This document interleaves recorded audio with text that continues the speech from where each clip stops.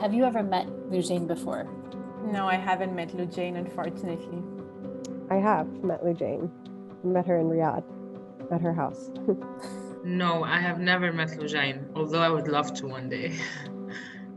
I have met Loujain multiple times. The first time I met her is in Beirut. I have never met Loujain. I have not met Loujain, but I know of her. And when I started working at Civicus, it was within weeks of her detainment.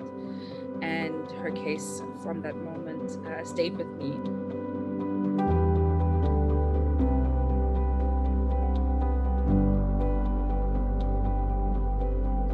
Like, she's my friend and I love her and she's an inspiration. Like, it's so unjust what happened. And how should we show feminist solidarity if we don't do things, right? And we should be really intentional about what we're doing. I'm intentional in my support to Loujain. I'm intentional in every word I say when I speak about Loujain. As she was also, like she knew what she was doing.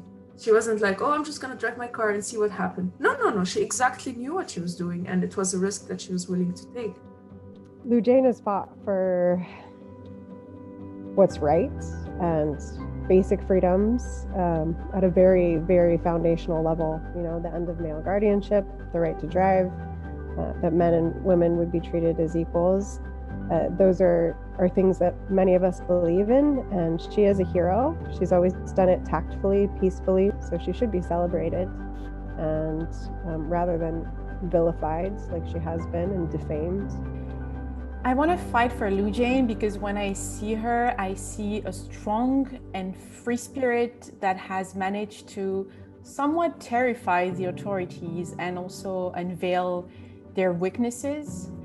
And also fighting for Loujain is about honoring her courage and determination, but I think it's also about defending the defender.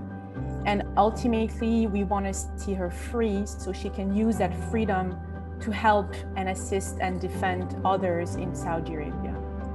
For me, like, she really inspires me with her bravery and her sacrifice. And she should have never been targeted, been imprisoned, been tortured for what she did. She should have only been celebrated, awarded.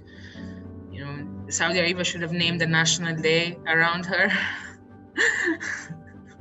Loujain represents, I think, the hope that we all have, that our aspirations as women, as human beings, would be honored and held in equal regard. We celebrate her courage and her defiance and her rage, right?